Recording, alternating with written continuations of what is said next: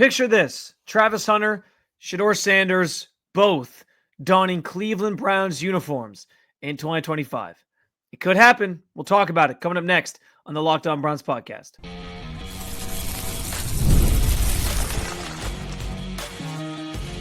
You are Locked On Browns, your daily Cleveland Browns podcast. Part of the Locked On Podcast Network, your team every day.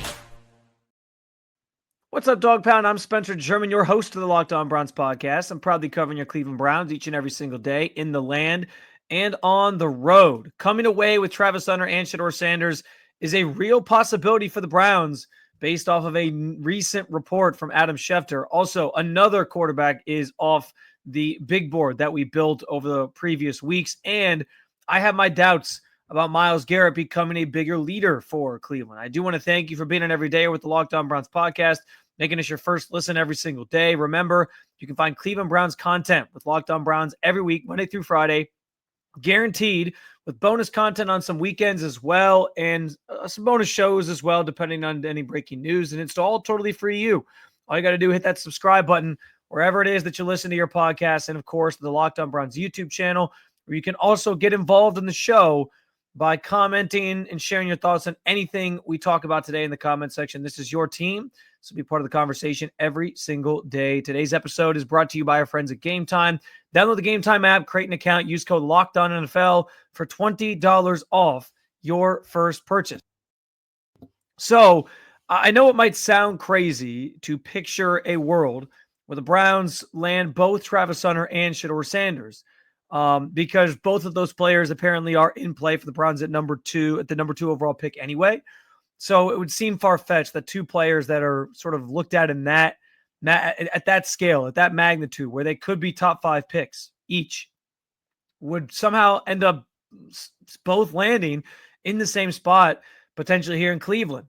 And it is also hard to imagine that if the Browns don't take a quarterback, which is looking more and more likely that they won't, especially based off of Jimmy Haslam's comments this week, which we did talk about earlier in the week on this very show. But if that's true, and they were to take somebody like Travis Hunter, it's hard to imagine that Shedeur Sanders makes it past the Giants, at least until yesterday, on Wednesday, when Adam Schefter was on the Pat McAfee show, and he dropped an interesting nugget, basically sharing that he is more convinced that the Browns aren't going to go quarterback at 2, and that it's looking more likely that the Giants may not go quarterback at 2, and that they have their eyes on a potential position player, probably the other position player that the Browns don't take. Because if Cam Ward's going 1, and then the Browns decide we're going to go position player, they could go Abdul Carter, they could go Travis Hunter. Whichever one they don't take, I would imagine, is the one that the Giants would be looking at as their potential pick at number 3 if they were to pass on Shedeur Sanders. And so what's interesting about this is once Shedeur Sanders makes it past the Giants, if that's how this actually plays out, then all bets, I don't want to say all bets are off, but it gets a little more interesting in terms of trying to project where he's going to go. There's no clear-cut answer as to where he's going to go after if the Giants were to pass on him at 3. Because after that, you have New England. They got a quarterback situation. They've kind of figured things out. They're invested in Drake May. The Jacksonville Jaguars, they have Trevor Lawrence that they're still heavily invested in. The Raiders are interesting because the Raiders are a team that theoretically should start thinking about getting younger at quarterback, finding that next guy. But the problem is they just traded for Geno Smith, and there are already reports that they're trying to extend Geno Smith. And so if that's the case, then that basically means they're probably going to try to invest in other areas, build the team around somebody like Geno Smith, build the team or, address other needs that they probably have rather than quarterback right now. I think they feel pretty good about their quarterback position after that trade. So I don't know if they're pulling the trigger on Shedeur Sanders, even though there have been some links to the Raiders and Shedeur, especially with Tom Brady really liking Shedeur Sanders. So I think he probably would make it past the Raiders. The next interesting one, though, is the Jets, because the Jets do need to think about getting younger at the quarterback position themselves. They're with moving on from Aaron Rodgers, they're sort of piecemealing this thing together right now. So maybe Shedeur would be the answer for them. But the Jets also have other needs, other things that they are going to have to address as well as they try to sort of figure their roster out. And it's not like they just signed Justin Fields, obviously, this offseason. So I would imagine they're trying to sort of build around him and set this team up for success because they have a roster that is ready to win now. They have around the quarterback position, they have a really good roster that truly should be competing now. And so do you really want to use that pick on Shedeur Sanders? I think he probably makes it past the Jets as well. And then that gets us to Carolina, a team that doesn't need a quarterback. Bryce Young turned things around last year and looks like he could be the future there. And then you get to the Saints, which is the other top 10 team that I kind of have my eyes on because the Saints have been trying to figure out their quarterback position for years. They've since Drew Brees obviously retired. They've tried different things, different iterations, different veterans. They have Derek Carr there right now, who they're kind of stuck with. Do they invest that pick in somebody like Shedeur Sanders and hope that he becomes their quarterback of the future who can kind of develop behind somebody like Carr for a couple years or a year at least before they sort of give him the keys to the castle and finally have their quarterback of the future? They're probably the most interesting one behind the Giants that could pull the trigger on somebody like Shedeur. But after that, it's the Bears. No, they don't need a quarterback. The 49ers, who are getting ready to pay Brock Purdy. Dallas Cowboys, same thing. They paid their quarterback. Miami Dolphins still invested in Tua. They just gave him a contract extension last year. Colts have Anthony Richardson. Theoretically, the Colts could maybe try again at quarterback a couple years after drafting him, and no one will be the wiser for it. So that's an interesting one. Falcons have Michael Penix. Cardinals have Kyler Murray. Bengals are all set. Seahawks, I guess, could try to figure out the quarterback position or get younger at the position, but they did just sign Sam Darnold. Buccaneers have Baker Mayfield. Broncos have Bo Nix. And so you're talking about, like, if it's not the Saints, the Colts are a maybe. And then it's like the Pittsburgh Steelers at 21 are like the first team that really makes the most sense in terms of maybe looking quarterback. And at that point in the draft, the 20th pick, 2021, if Shedeur Sanders free falls through the teens or is in the teens and there's a chance you can still get him, the Browns should absolutely think about trading up. And the beauty of it for Cleveland is you have the first pick of the second round. It's pick 33. So yes, teams lose a fifth-year option if they trade out of the first. That's all very true. But you're not so far into the second round that like you have to give up like a crazy haul to get back into the first to make a deal. You could probably give up like your second rounder, something next year, maybe one of your third rounders to get back in, and you could kind of find a way back on track to get there. And if the Browns are like, we think Shedeur still is a really good quarterback, we just don't want to take him at 2, let's jump a team like Pittsburgh, our arch rival, to get him. It absolutely is plausible in something that they could pull off to get from 33 into the teens or 33 to like 20 to take somebody like Shedeur. And so there is this world that exists where the Browns actually pass on a quarterback at 2, take Abdul Carter or Travis Hunter, and again, everybody would. I think everybody at this point would understand if they didn't take a quarterback at 2. There, I think, are some passionate fans. Maybe you're one of them that feels like quarterback has to be the move because this team needs that position. They haven't been able to figure it out for years. So I get that. But I think most people at least understand where maybe the value isn't there on these guys. And so if they take one of these other players, Abdul Carter, Travis Hunter, you'll be okay with it. But imagine a world where it's Travis Hunter as the pick, who I talked yesterday about being, if you're talking about like best player available, I think it's actually Travis Hunter even over Abdul Carter. And if you did that, you could then still pair him with the quarterback that made him that helped make him successful, and that they each kind of mutually benefited each other at Colorado. And basically, you could get those guys, bring the Colorado show to Cleveland, and keep it kind of rolling with those two on your roster. It's not as far-fetched as it might seem. It's a brilliant idea if it happens. And it all is kind of contingent on whether or not the Giants really would pull the trigger on Shedeur, or if they are also thinking non-quarterback and a different player at 3. Now that they have Russell Wilson sort of in tow, and let's face it, like that organization needs a quarterback as much as the Browns, if not more. But that regime clearly set themselves up where they were like, we're not going to put the we're not going to put our job security in the hands of a rookie. We have a veteran here who we feel pretty good about, can get us back on track. And so, yeah, it's plausible to that they don't take a quarterback at 3. And if that happens, like, all bets could be off, because Shedeur could fall a little bit out of the top 10 into the teens. And at that point, I think the Browns would be in striking distance to get back into the first round and potentially draft Shedeur Sanders on top of a Travis Hunter and even an Abdul Carter. If it was Abdul Carter and Shedeur Sanders, I don't think anybody would be mad either. But imagine a world where it's Travis Hunter and Shedeur Sanders, and the two guys that made this Colorado team so exciting are just taking their show on the road to Cleveland and picking it back up from there. I would be all for that. It would be an A++++ draft for me if that were to happen. And I think there's a good chance, given how what's being said right now, that could play out, and that Shedeur could fall a little bit, even maybe out of the top 10, even though I do think he'd be worthy of a top 10 pick if somebody wants to take him.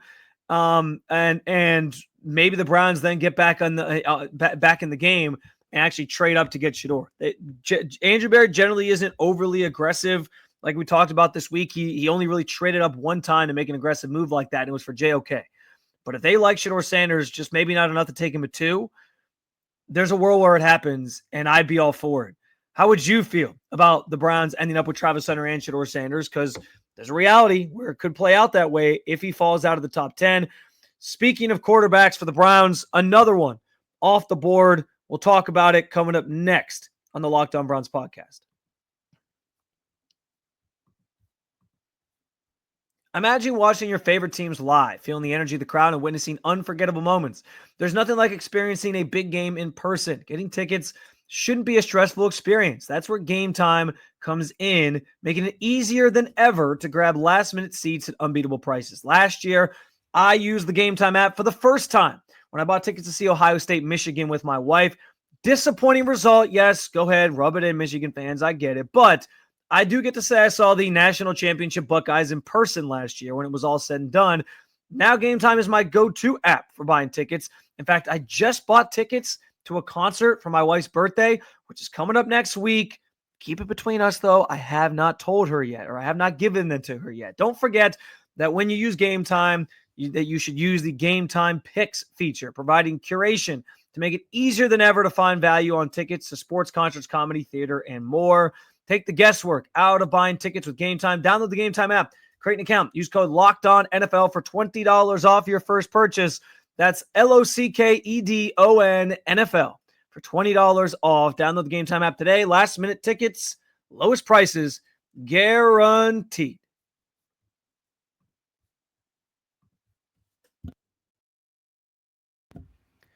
All right, so in the vein of talking about quarterbacks that the Browns could be going for in the draft, and it is slim pickings at this point for them, in terms of who is available and at their disposal at that position specifically, because as we know, the market is dried up, and the only like veteran that's really left of, I think, any sort of consequence is obviously Kirk Cousins, but acquiring him is something that you would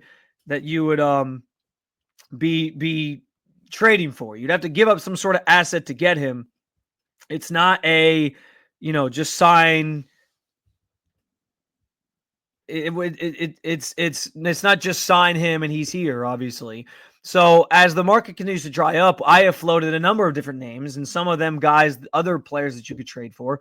And one of those names a couple of weeks back that I mentioned was Joe Milton. Well, Joe Milton is off the board, and he was part of our quarterback big board that we sort of formulated over the course of the offseason as names that I think would be the best fits for the Browns.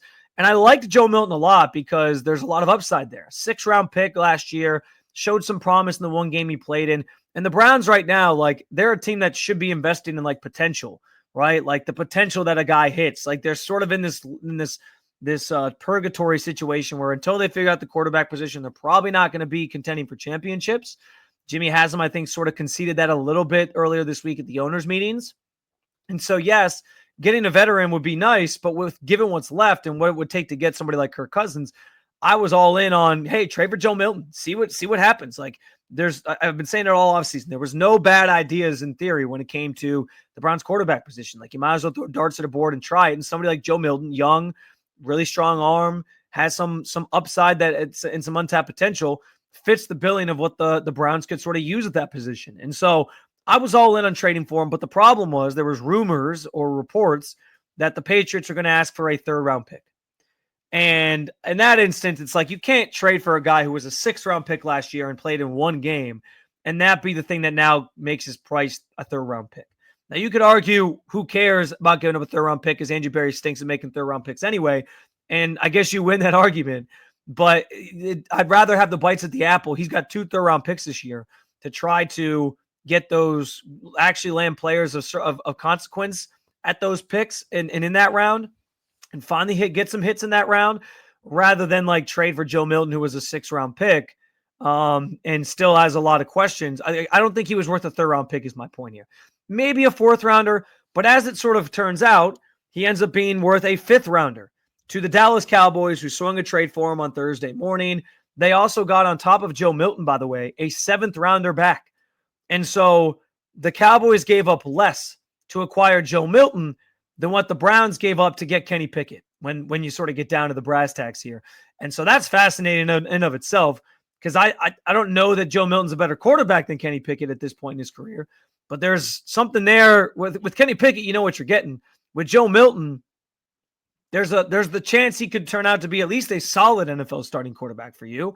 And so I would have done this trade in a heartbeat if that was what the price was going to be. But like, given it sounds like the Cowboys have been in on this for a while, but like it almost feels like a misstep by the Browns to not have maybe pursued this a little harder or tried to get Joe Milton for a 5th round pick and get a 7th rounder back in return. Like that feels like something that they absolutely could have pulled off when they still had a 5th round pick to move for this year, and they still could have moved a future one, obviously. But it kind of feels like because they made the Kenny Pickett trade, maybe they were like, well, we don't want to also now go trade for another project quarterback. If they're going to swing a trade, maybe it's Kirk Cousins. And there is a Kirk Cousins point that I want to get to here. But yeah, like I was blown away by the asking price. Actually ended up being a 5th. And I think that's the key thing I'm sort of stuck on from this or looking at off of this is this idea that like whenever these reports get floated of like what it's going to cost to trade for somebody. And I think this goes for Myles Garrett too. Like when the Myles Garrett trade stuff was going on, some people were floating out like ridiculous trade scenarios, and it was like reported what it could cost. And it just feels like it's never the actual value that you think it's going to be. Like Joe Milton for a 3rd that the Patriots were like drawing a line in the sand for, apparently.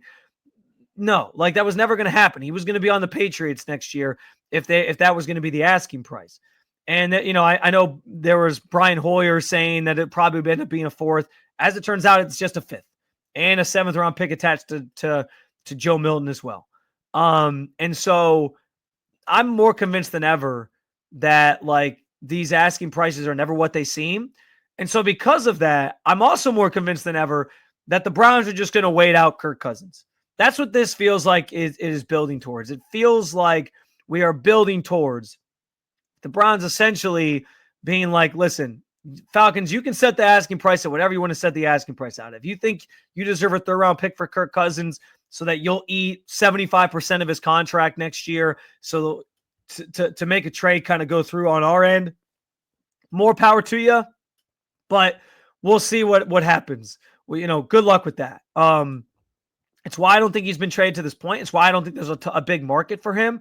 The only team that keeps kind of resurfacing as being linked to Kirk Cousins is the Cleveland Browns. And so that this piggybacks off of the previous conversation where it's like, well, would they take Shedeur Sanders or somebody in the 1st round anyway if they know they can maybe wait out Kirk and get him after the draft? And that is an interesting part of this because, yeah, like there's a world where they don't take a quarterback because they plan on starting Kirk next year and they don't want to. They want him to waive his no trade clause to come here, but also Kirk might not have a lot of options if he wants out of Atlanta and wants a place to actually compete and play. So that's all part of this too. Like read the tea leaves on like what the market is telling you. It doesn't sound like there's some massive bidding war for Kirk Cousins right now. He's a 36-year-old quarterback. the market is the market. And if it's just the Browns, they're not going to compete with themselves to swing a trade for Kirk Cousins and like jack the price up for no reason. And the Falcons at some point, like they say they're willing to pay him as a backup. And I guess I believe him at this point because I've tried to call their bluff. The Browns have tried to call their bluff. They stuck to their guns. They guaranteed him even more money. And they keep saying that they'll go into next year with him as their backup. And I guess that's a fine plan for them if they want to do that. So that's their trump card, I guess, is, hey, we'll just keep him on the roster. Fine. If nobody's really willing to trade for him. But if this gets to a point where the Falcons are like, you know what, we rather would trade him. Kirk really wants out. Let's try to do right by him, whatever. Like the market's the market. And so I guess it's either going to end with him just staying with the Falcons because no one's going to trade for him, or the Falcons give in and they're like, all right, fine. We'll trade him to you. We'll eat some of the money and you take on some of the money and, give us a 5th round pick. But I don't think that like a 3rd round pick is going to be the asking price because I just saw Joe Milton get traded for with a 5th round pick and a 7th rounder attached to Joe Milton going back to the Cowboys. Like I just don't buy that there's some massive pick attached to in a trade Kirk Cousins, an aging veteran who's coming up on 2 years removed from an ACL injury, an Achilles injury, that obviously derailed his season a couple years ago when he was putting up big numbers. Like, I just don't think that that's going to happen. But it feels more than ever after this week and some of the conversations and what Jimmy Haslam had to say, and now this recent trade with Joe Milton, that the Browns are just going to wait it out and see if they can get Kirk Cousins on a better trade deal after the NFL draft coming up here in a couple weeks. Moving on from the quarterback conversation in a minute, Myles Garrett's leadership called into question by ownership. We'll talk about it coming up next on the Locked On Browns podcast.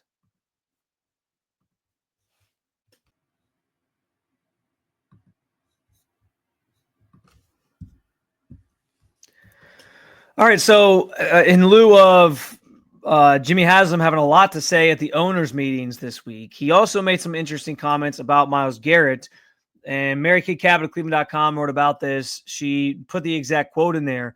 But after he signed his massive contract, the $40 million per year deal, Jimmy Haslam basically got into this conversation about how they have sort of called upon Myles to take on an even bigger leadership role with the team. And so the exact quote was this, quote, "What we've challenged Myles on is, by his practice habits, by his actions, etc., to become a real leader of the team." He used the term real leader. And he has said he'd do that, and we're hopeful that he will. He kind of went on to say, like, Myles is generally an introvert. He's not like a rah-rah guy, but the Browns expect even more from their all-pro defensive end in a leadership space. So they're sort of challenging him. And I know he was asked about, like, does the money change things in terms of, like, how you approach your role on this team as a leader? And he said no. He said, it doesn't change anything. And clearly the team feels a little bit differently. Like, listen, you are our guy.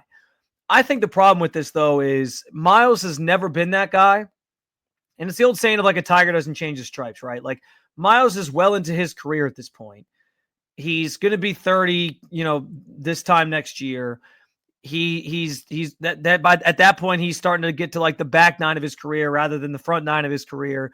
And, he might still be in his prime for another couple years, but, like, after that, things can change. The body can break down, whatever. And yes, he is he is a resounding leader on this team. And I've kind of classified it as he's a leader to a point. And what I mean by that is, like, when he speaks, I think his teammates listen. He was one of the most vocal people in that locker room last year when the team was struggling, post-game and elsewhere, talking about why it's important for them to keep playing hard and what you put on tape is gospel. And, this stuff matters, and players, guys are going to, or teams are going to see what you put out there, and you got to play with pride, and it's your legacy you're sort of leaving behind. And he's really into legacy because he's a bona fide Hall of Famer already at this point in his career. And so, like, that stuff matters to him. And I think I think there's players that took that to heart. But then you get the reports from, like, Jason Lloyd of The Athletic that he doesn't always show up on time for practice, and he sort of lollygags and whatever. And so that's the type of stuff I'm sure they're trying to eliminate, and they want him to sort of be that leader by example. But if you're trying to get Myles to be like the rah, stand in front of the team, like give this emphatic speech and like motivate people, other than the stuff he said last year post game and like why guys got to play hard, like he can take it to a certain level. I don't know if just because he's now getting paid $40 million a year, if that changes who he can be in his heart of hearts and changes him. It changes the ability for him to step up his game in terms of being a leader for this team. I just don't think that's him. I don't. So I question that, and I don't blame the Browns for trying to put that on his plate, and I don't blame Myles for like maybe trying to challenge himself to do so. But at this point in his career, I'm not expecting that from Myles. I'm not expecting Myles to change in that way because he is who he is at this point. Like who you are at this phase of your career, 29. Going soon, pretty soon here, we'll be talking about Myles playing a decade in this league. Like he's not going to just like become this leader now if he hasn't already. And so I think the overarching theme here, or the overarching message I want to kind of get to as it relates to the current state of the Browns is until they get that quarterback position figured out. Because by default, quarterbacks are almost always looked upon as leaders of a team. Maybe there's instances where that's not the case. Like some of these teams that maybe win the Super Bowl led by their defense, the Ravens in the early 2000s, like Ray Lewis was a vocal person on those teams who sort of led the charge, right? Like you can think of other examples like that, but by and large, the quarterback is the guy.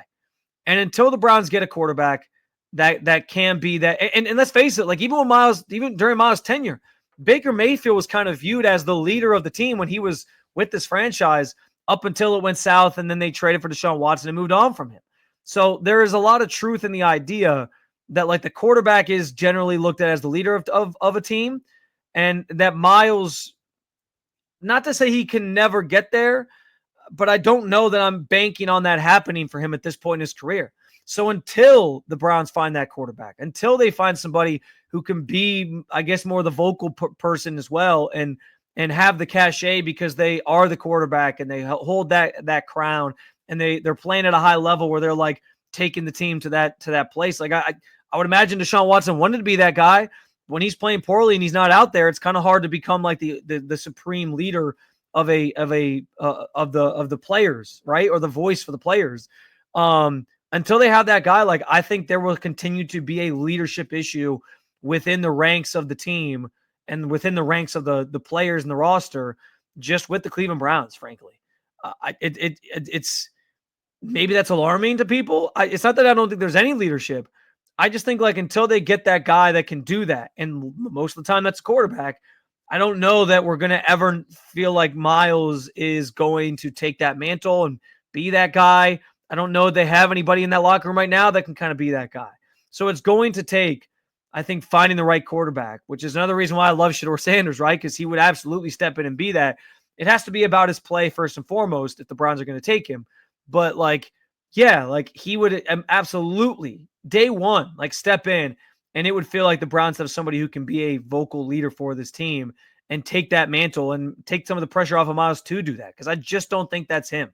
And that's okay that it's not him, by the way. He doesn't have to be that guy. I just think like if the Browns are asking for that, and they're right to ask, but if the Browns are asking for that, I don't think they're going to get like the expectation versus the reality of how that sort of plays itself out.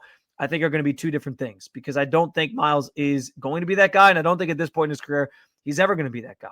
Another episode down with you, Dog Pound. Thank you for joining me as always to talk about your favorite football team. More to come this week on our Friday show. We'll have the Shedeur Sanders and Travis Hunter Pro Day going on. So maybe I'll have a follow-up show on that, or at least a short on that. Also, it's a Fan Friday. So if you got any questions, anything you want to talk about on a Fan Friday, hit me up in the comments section on YouTube or at Spencito_ on Twitter. But also make sure you hit that subscribe button to make Locked On Browns your first listen every day. For your second listen, check out our Locked On NFL Draft Show, or you can keep it local. Check out Locked On Cavs and Locked On Guardians. Thanks for being an everydayer at the Locked On Podcast Network. I will talk to you again real soon, Cleveland. Peace.